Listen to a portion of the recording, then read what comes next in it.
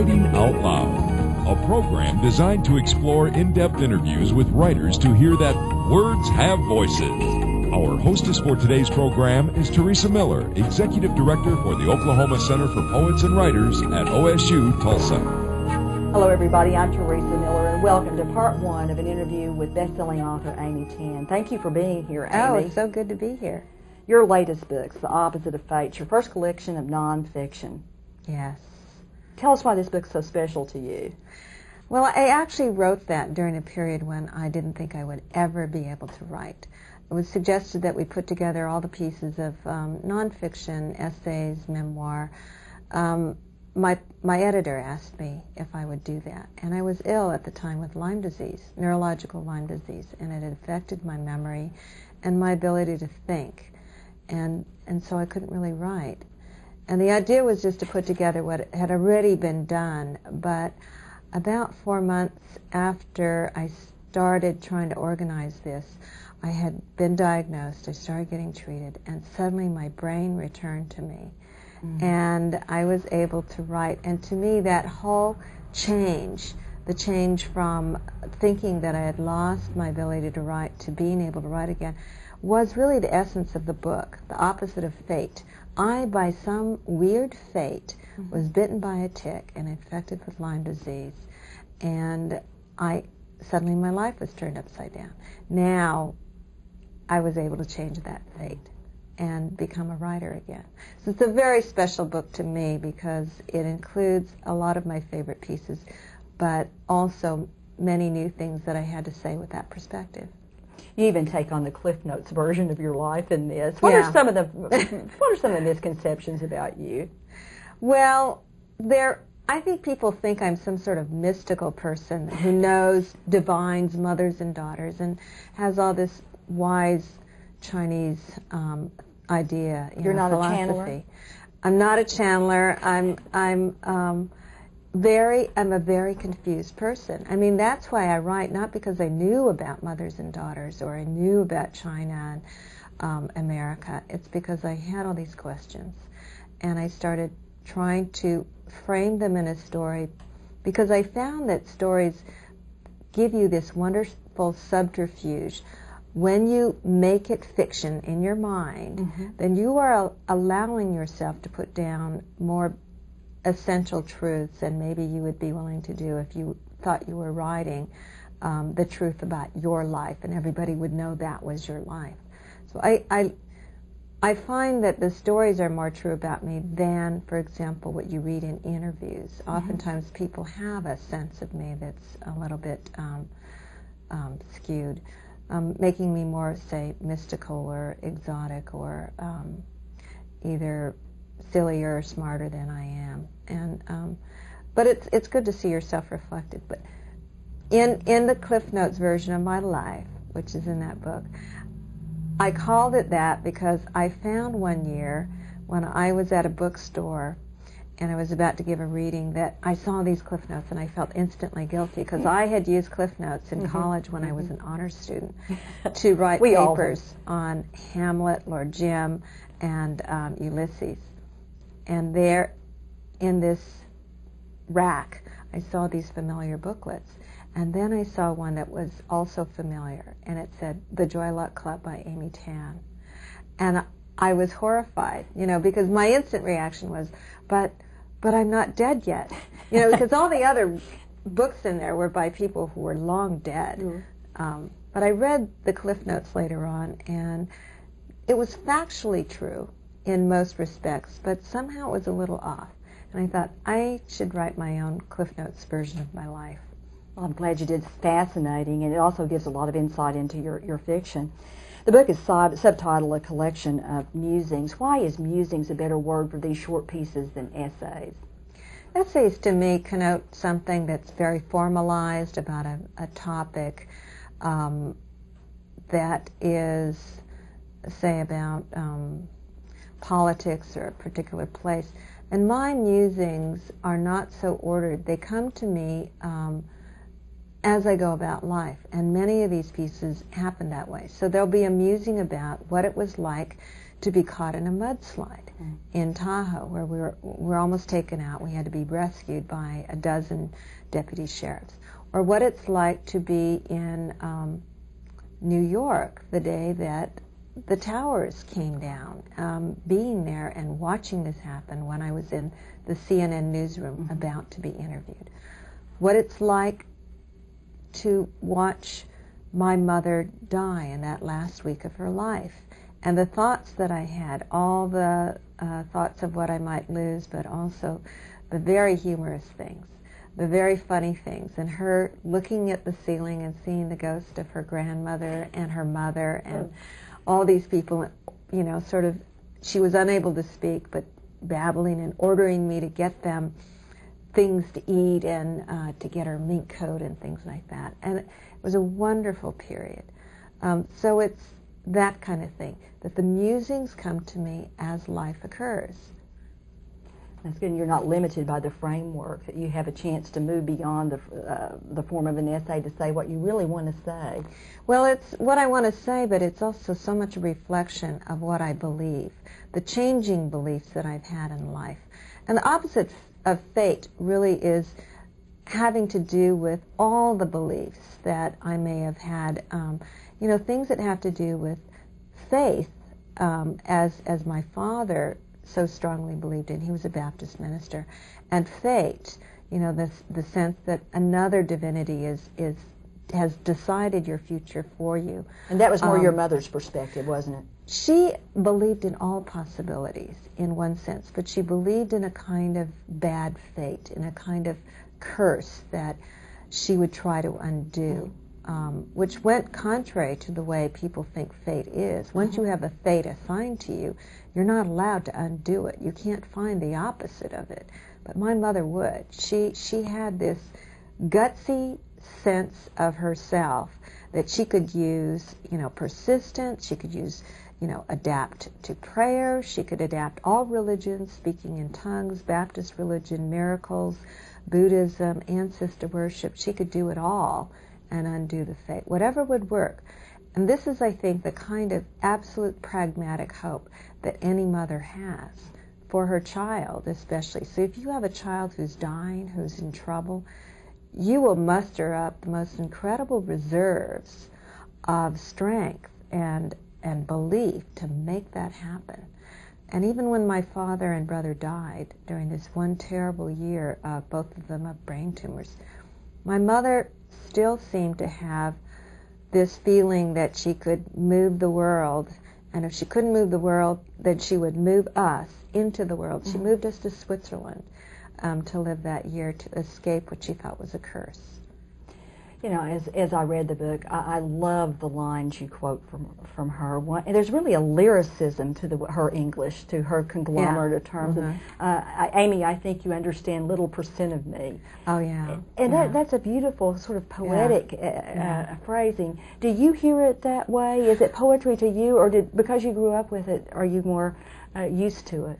I used to think it was just bad English.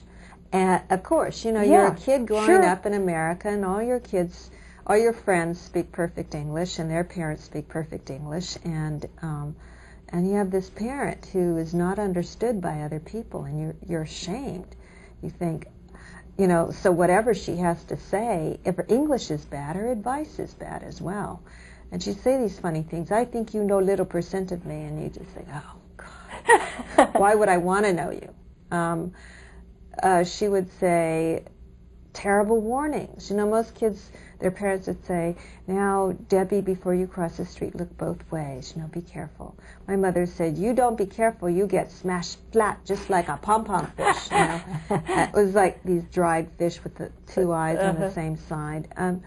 She was so visceral in her warnings and would use this kind of morbid imagery that I thought was just Chinese. A lot of it was just my mother, but she would have so much advice that I just simply didn't want to listen to. So it wasn't until I was much older that I could appreciate both the intentions of her warnings. Not that they were always good, you know, in the way that she said them, but the absolute intention of wanting to protect me and worrying about me. And also the beauty of the way that she said it, the language, the way that she put things together, the imagery, which is, I think, what has fueled me as a writer. Her imagery is so much a part of me. You were actually involved in a linguistics program before you decided to make the ultimate decision and be a writer. Yes. And I just wondered if your having parents who were bilingual was a factor in that. I'm sure it was, because I wound up with an intense love of language early on. I heard basically 3 or 4 dialects growing up. Well, English, there was English, and then my mother's version of English, which is almost a dialect in it of itself. Then there was Shanghainese, her language that she spoke with her other relatives when they were gossiping around the table, telling secrets of the past. There was Mandarin, which is the language my father and mother spoke together, and there was Cantonese, which is my father's language. So I had all the languages going around, and each had their role of what they would say. The Mandarin would be spoken to me in public only to tell secrets like, you know, stop doing that, you're making a, you know, terrible mess, or don't look now, but that woman over there smells really bad, you know, that kind of stuff, the secret language. So it's wonderful to have that sense, a multiple sense of language containing different mysteries in life. And I, as a consequence, wanted to study language, just the whole idea of the difference, for example, between men's and women's language. You know, that there are these ways that women will be more indirect, whereas men's language will be much more direct. And it's not that one is weaker or stronger than the other, but it's a different form of language.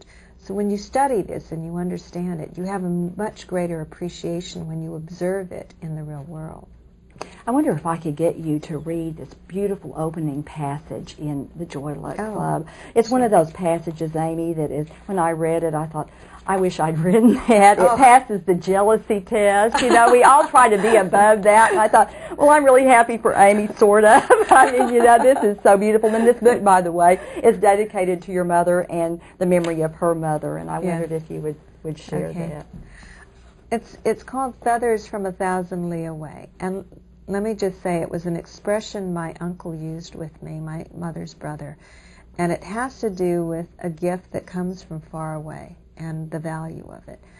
And I do have to say, this is the first page of the Joy Luck Club, and it is the last thing that I wrote for this book.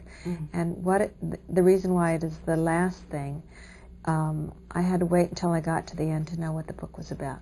This is what the book is about. The old woman remembered a swan she had bought many years ago in Shanghai for a foolish sum. This bird, boasted the market vendor, was once a duck that stretched its neck in hopes of becoming a goose. And now look, it is too beautiful to eat. Then the woman and the swan sailed across an ocean many thousands of li wide, stretching their necks toward America. On her journey, she cooed to the swan, "In America, I will have a daughter just like me, but over there nobody will look down on her. Nobody will say her worth is measured by the loudness of her husband's belch. And over there nobody will look down on her because I will make her speak only perfect American English. She will know my meaning because I will give her this swan, a creature that became more than what was hoped for." But when she arrived in the new country, the immigration officials pulled her swan away from her, leaving the woman fluttering her arms and with only one swan feather for a memory. And then she had to fill out so many forms, she forgot why she had come and what she had left behind. Now the woman was old, and she had a daughter who grew up speaking only English and swallowing more Coca-Cola than sorrow. For a long time now the woman had wanted to give her daughter this single swan feather and tell her, "This feather may look worthless, but it comes from afar and carries with it all my good intentions." And she waited, year after year, for the day she could tell her daughter this in perfect American English. It's a very, very powerful passage. When you wrote this, did you know it was just right, that there wasn't a word to change? You'd written through a whole novel to get to this. It came pretty quickly to me, I think, because when you have meditated on a book for that long and have written so intensively and gotten to the end of the book is when you know certain things. And so when I got to that, having to write that prologue, I knew immediately what I needed to write. This notion of intentions, this journey my mother took, both figuratively and literally, from China to here. Her growing old over the years, always wishing I would one day understand the gift of her intentions. And, you know, unlike many things where I rewrite maybe 100 times, that came pretty cleanly to me. Do you remember where you were when you wrote it? I was in San Francisco in a basement office that I had at the time. And there is a certain kind of elation that happens when you finish that last page of the book, which is the first page, but it comes in a rush, and it's a kind of euphoria that you have that makes you both realize this is the reason why you write. This is the ultimate high, this clarity of feeling, of emotion, of knowledge. And then you're also afraid you'll never get that again. You'll never experience it again. It's not that I look at it and say, oh my God, the words are beautiful. It is that I finally feel I've been able to capture an emotion that I feel. Because part of my reason for writing is that I feel inadequate in expressing myself. There's never any one word that means completely how you feel to lose somebody you love. And I think it's the despair a lot of people feel, this inarticulate sense that nothing can capture what they really feel. And so through stories, through writing stories that parallel the kind of experiences people have in loss or in love or discovery or surprise, you can come close to what the experience is, a universality of emotion. I wondered if this at all was the beginning of a conversation with your mother through this book, through this framework. It was. I was very lucky that she was alive at the time that I started the book. And I would also ask her to tell me more about her life. I gave her the book. She was the first reader. When it was in draft form, I gave it to her. And I was curious to see if she would pick up on what I was trying to say, that I had a mother telling a story and being frustrated that her daughter never would understand her life, and a daughter telling her side of it, and the mother who never would recognize her for being her own person, who criticized her all the time and had these impossible expectations, and that she would see that I was listening. At the end of reading my book, she said to me, this was the sum of her criticism, so easy to read. And I was so happy that that was to me, that it just flowed for her. She read it, she got it, and I knew she understood it, because shortly after that she was arguing with, she had argued with somebody, a relative, and she came back, and normally she would take hours and hours to tell me about this argument, how this, it was unjustified. This time she started to tell me, and then she said, I don't have to tell you. You understand. You're just like me. And that's what she got out of the book, that she knew I understood her. So in spite of all the wonderful reviews in the New York Times, and this was a finalist for the National Book Award, that probably stands out as the highest praise. That is the thing that lingers, that becomes the most important. I have this rule of thumb with everything I do, and in terms of how important it is, that if there is an afterlife, and if there is the possibility that people you love are going to be there, when you do something in life, who's going to be there for you? The reviewer or your mother or these people you love? And that's who you do things for. Those people that you hope will be there. Were you prepared at all for the success of the Joy Luck Club? Not at all. I mean, I thought I was a fairly practical, pragmatic, realistic person, and I had already told my husband, you know, I'm going to get published, and it'll be out there, and 2 weeks later, 6 weeks if we're lucky, it'll disappear, and it's as though I never wrote the book.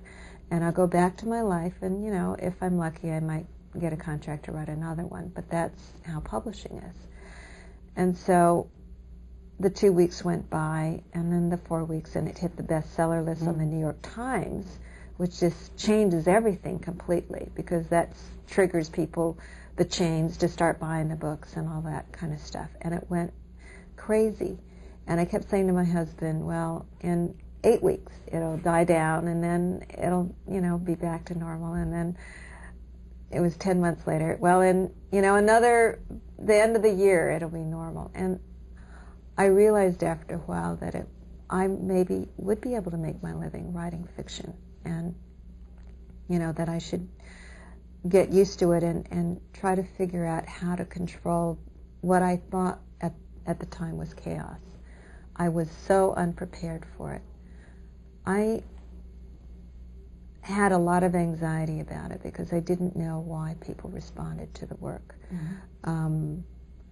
And I would also worry that I would then write a book that people didn't like, and they were disappointed because I didn't know what they had liked in the first one.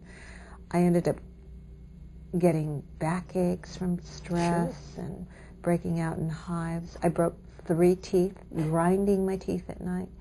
So it was a very stressful time. And it took me years, actually, to get used to it and to find my comfort point. To find what it is finding that place where you are still yourself. Mm-hmm. You're still real. Mm-hmm. You're not well known. You're no better than you were before you were published. You were the same person. And to find that comfort level. I'm a real person when I'm talking to you, but there's a certain thing that's imposed on me that is certainly different. We're getting back to the Cliff Notes version of you, and yeah, the expectation or a self-consciousness also that a person doesn't have, you know, before being published. You just are not aware that people are going to be paying attention. And so many people identified with the book, and I know that you're a firm believer that there shouldn't be a separate genre, Asian American literature, and I agree with you because this is a universal story. I think it's not simply for my book, but that so often books are seen only in the light of culture or what's different, and then we miss out on the universality. If a reviewer reviews it only in terms of, oh, there was a lot about the history of the war and Chinese people and this and that, and then, you know, somebody might say, well, I'm not interested in reading that. You know, I want to read about love. Well, yeah, this is a story about love as well.